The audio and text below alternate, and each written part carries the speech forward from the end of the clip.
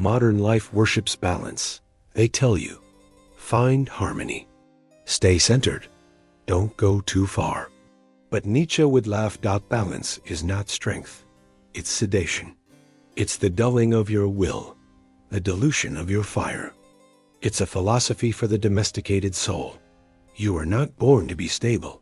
You are born to be dangerous, to burn, to climb, to fall, to wrestle with the chaos inside you and drag something higher from it.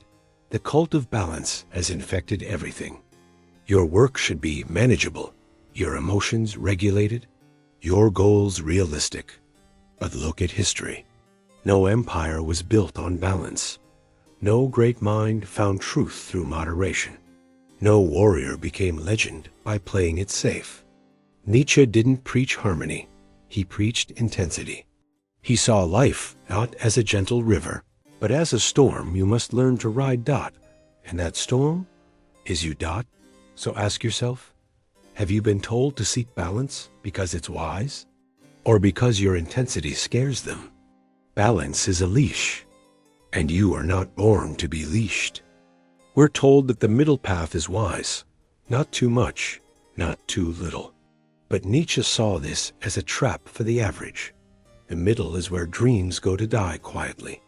It's where passion is diluted into politeness, where power is softened into approval. The middle demands that you smile, nod, and never rock the boat. It rewards predictability. It fears disruption. But greatness? Greatness is disruptive. It doesn't compromise. It offends. Your edge, your genius, lives in the extreme. Not in comfort, but in chaos. Not in moderation, but in mastery.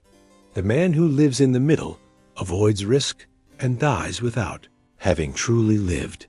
You can't create something eternal while trying to please everyone. You can't rise above the herd while staying in its center. So, break free from the middle. Abandon just enough. Dare to want more. More intensity, more clarity, more depth. You weren't meant to balance. You were meant to break the scale entirely. They say, keep your emotions balanced. Don't feel too much. Don't cry. Don't rage. Stay calm. But Nietzsche would ask, what if emotion is not meant to be managed? What if it's meant to be mastered? When you feel deeply pain, joy, rage, desire, you touch life raw. You stop being numb. You wake up. Modern comfort wants to flatten your feelings. Pills, numbness, distractions. They sell you control. But what they're really selling is disconnection.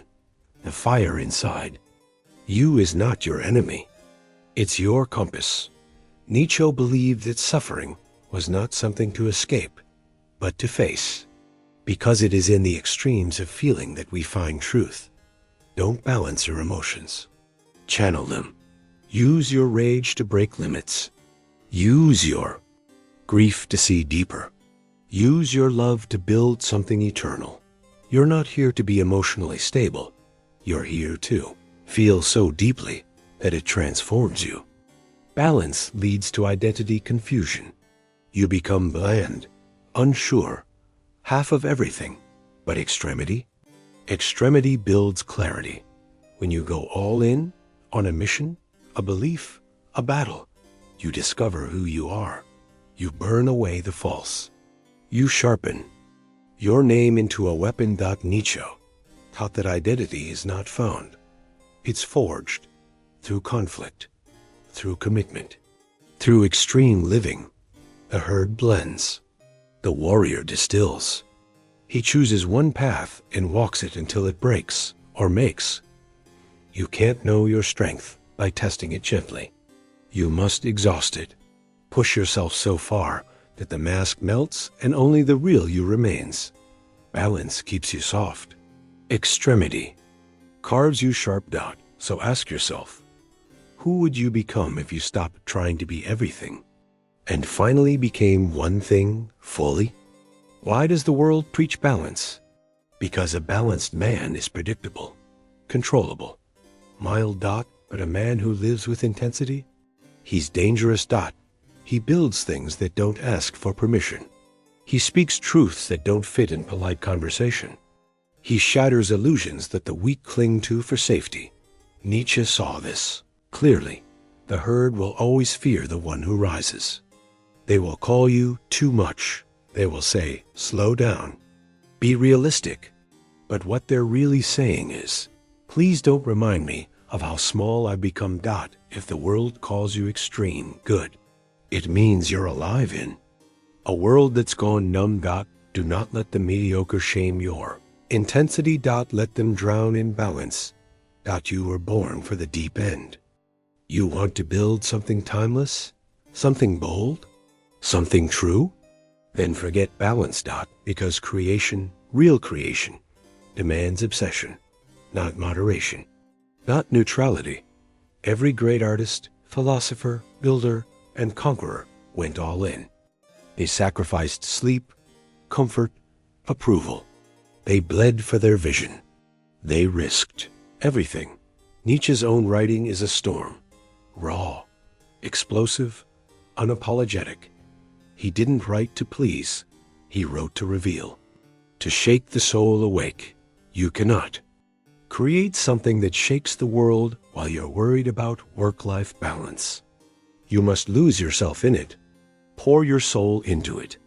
That's the price of greatness. Balance is a comfort the exceptional cannot afford. Nietzsche's central idea, the will to power, is not about balance. It's about expansion, growth, domination of limitation. The will to power is not content. It's restless. It does not whisper. It roars. It wants to become more forceful, more aware, more alive. Balance says, be satisfied. The will to power says, earn what numbs you. A man with a strong will does not seek peace. He seeks conquest of self. And conquest requires extremes, extreme focus, discipline, solitude, effort. Weak men crave peace. Strong men crave the storm that transforms them. You are not made to stay in your comfort zone. You are made to crush it.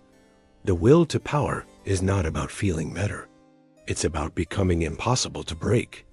Balance is survival. Extremes are transformation. Comfort is addictive, and it always dresses itself as balance. You deserve rest. You're doing enough. You don't need to prove anything. But those voices don't come from strength.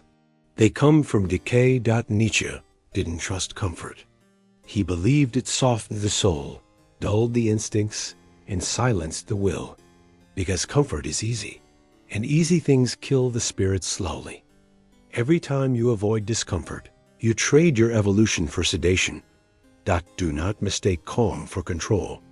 Do not mistake rest for peace. Sometimes peace is just your fire going out. If you want to rise, seek the edge, the place where your muscles shake, your mind rebels, your doubts scream, because that is where becoming begins. Balance avoids the illness.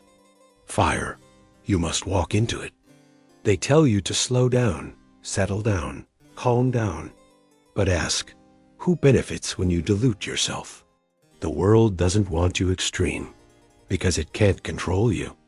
It wants you predictable, pacified, polite. Balance, in this context, is not wisdom. It's fear wearing a mask. Fear of judgment. Fear of failure. Fear of standing out. But Nietzsche taught, if you follow fear, you become a ghost of who you could have been. He wrote for the few, the ones who dared to will their way beyond good and evil, beyond approval and shame. You will never escape the herd by playing it safe. Balance won't set you free. Courage will. So when fear says stay balanced, you scream back, I wasn't made to fit in. I was made to become fire. No one respects the balanced man. They may like him. They may smile at him, but they don't follow him. Why? Because he's not willing to bleed for anything. He stands for nothing loudly. He lives for nothing deeply. But the man who chooses an extreme path, who sacrifices for truth, fights for his ideals, and lives with relentless force, that man earns respect, even from his enemies. Nietzsche believed respect was earned through self-overcoming, through voluntary suffering, through intensity. You want to lead? Don't ask for attention. Command it with the way you live, move, speak. Burn. Be so deeply committed that no one questions your fire. Balance wins friends. Extremity builds legacies. If you live with intensity, the herd will leave you. They will call you arrogant, obsessive, unhealthy. Let them. They are not meant to understand you. They were trained to worship balance, to value normal, stable, safe. But safe men never move the world. Nietzsche knew that the path of the Bermensch is lonely, not because he rejects others, but because he chooses a height they're too afraid to climb. If your path offends the herd, you're probably on the right. 1. Let them mock your hunger. Let them roll their eyes at your fire, because they do not build what you're building. They do not burn like you burn. Extremity is lowly, but it's honest. It's where truth lives. And truth was never found in the middle. Discipline is not balance. It's extremity, practiced daily. Waking early when no one is watching. Lifting when you're exhausted. Studying when the world is asleep. Balance says, take it easy. Discipline says, I don't care how I feel. I show up. Nietzsche admired the one who imposed structure on his own chaos, not to become tame, but to become focused rage. True discipline is violent in its commitment, not to destruction, but to becoming. If you want to build something powerful, you must become extreme in consistency. Not once, not when you feel like it, but always. Balance breaks when life hits. Discipline doesn't flinch. So choose the path of moderation or the path of mastery, but you can't walk both. You only meet yourself in extremes, not when life is quiet, but when you're pushed, broken, tested. That's where your soul speaks. Nietzsche didn't believe in finding your true self through peace and relaxation. He believed you build yourself through pressure. Extremity strips away performance. It peels back comfort. It shows you what you worship when everything else is gone. You want to know who you are? Go too far. Run till your lungs burn. Create until your fingers bleed. Think until your beliefs collapse. That's when you stop being a copy and become real. Balance hides you. Extremity reveals you. So now you know, balance will not make you powerful. It will not make you free. It will make you tolerable, agreeable, forgettable. But extremity? Extremity carves you into something undeniable. Nietzsche's life was not balanced. It was filled with illness, isolation, and intensity. But through that pain, he became a force of thought that still shakes the world. He wrote not to comfort, but to ignite. And that's what you must do now. Burn the idea that you need to be stable. Burn the illusion that peace is the goal. Burn the lie that you must be like everyone else. Become the man who goes too far, who feels too much, who risks too much, because only he becomes fire, and the world needs more men who burn. Most people aren't at peace. They're just distracted enough not to feel the war inside them. Nietzsche knew this. Peace is not the absence of struggle. It's the triumph of your will over the chaos. But most choose false peace, a numb, silent surrender. Scroll a little, eat a little, complain a little, numb a little more. They call this balance. But it's just a slow suicide. The real war is against everything in you that craves ease over effort, stillness over action, silence over truth. So you must ask yourself, am I balanced or just avoiding the battlefield of your potential, your darkness, your desire to destroy the parts of you that are still soft, still scared, still fake. Burn the illusion that calm means success. Peace is earned, not inherited. It comes after the storm, not before it. If you want true peace, you must first go to war with your mind, with your habits, with your lies. That's the Nietzschean path. First, become a fire. Then, learn how to carry it without burning the world. Reasonable men die unknown because they obey the rules. They stay in line. They seek balance. But Nietzsche wasn't reasonable. He was a madman with a purpose. And that madness carved path's reason was too afraid to walk. If you want to become something rare, something real, you must become unreasonable. Unreasonable with your standards, with your discipline, with your vision. Balance tells you, don't go too far. Nietzsche would scream, go further, further than anyone else. Would dare? Greatness is not rational. It's excessive. It's obsession dressed as devotion. Stop apologizing for wanting more. More intensity, more solitude, more meaning. The herd will try to pull you back into their comfort zone. Let them. You're not here to be reasonable. You're here to become a force they can't understand and will never forget. The world builds temples for moderation. It preaches balance like religion, safe, repeatable, digestible. But Nietzsche would burn that temple down because moderation kills the sacred. The sacred is not soft. It's fierce, demanding, holy through hardship. You don't find the divine by balancing your energies. You find it by throwing yourself fully into life, into thought, into suffering, into action. Your fire is your altar. Your sacrifice is your old self. Your offering is the pain you endure to become something immortal. Walk away from the lukewarm. Reject the moderate gods. Worship through intensity.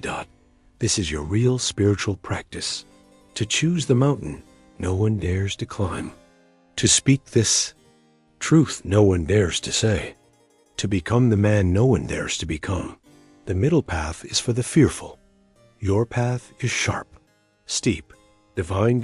And when the weak say, you're too much, you'll smile and whisper, I'm finally enough.